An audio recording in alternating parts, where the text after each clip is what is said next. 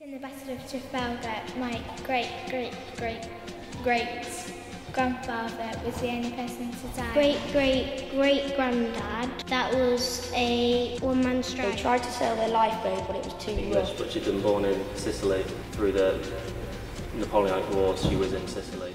As you'll find out, everybody has a story. The idea for Making History was born when I directed a film script called The Land of Look Behind by Judy Hepburn.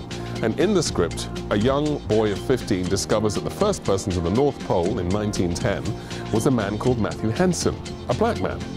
And this young black boy is so amazed by this information, he can't believe it. He rips this cutting off the wall, goes home, Googles it, and discovers that the story is true. And it completely changes his attitude to his life. And he starts to do loads and loads of other research about his heritage and his past. And we suddenly thought, wouldn't it be great if we could apply that to children across the country, where they go into their own personal family histories and find out facts and interesting stories that inspire them to follow their dreams. And in a nutshell, Making History was born. Who am I? Who am I? Who am I? Who am I?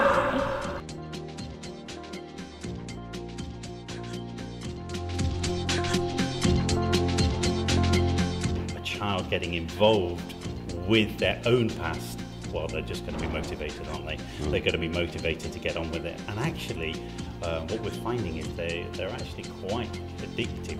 This genealogy is quite addictive, and the children love getting sort of the information and finding out more and more and more. In the Battle of Trafalgar, my great-great-great-grandfather was the only person to die on this ship. And he was actually a two-man striker because he could hold one hammer in one hand and the other in the other hand and just do both at the same time. And he was the only two-man striker in Lincoln. My nana has gone back to, I think it's 1778 or something. I love that. Working on the iPad, working on a Mac.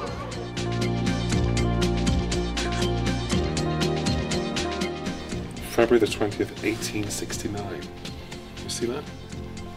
February the 20th, 1869 was when this was presented to Emma Denton, but we don't know who Emma Denton is, do we? It'd be nice to find out who Emma Denton is, wouldn't it? So maybe we can get some of our experts to help with that.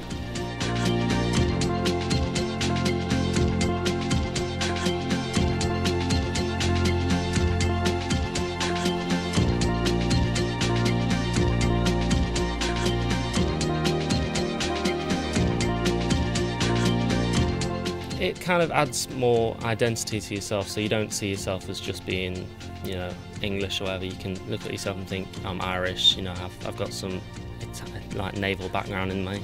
It just adds to your identity.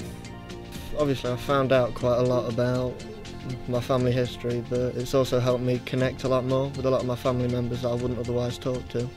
It's probably brought us together a bit more as a family, as well as helping me find out more. It's enabled them to reflect, but not only reflect amongst themselves, which I think is a real asset, but reflect amongst their extended family, to reflect with students across the nation, in other areas such as London, and to develop that into a whole context where they relive and recapture the history that they are part of. Do you relate to it better? Whereas if you see history in a textbook, it's like a distant thing, but this is, you know, this is real life and it's your family, so.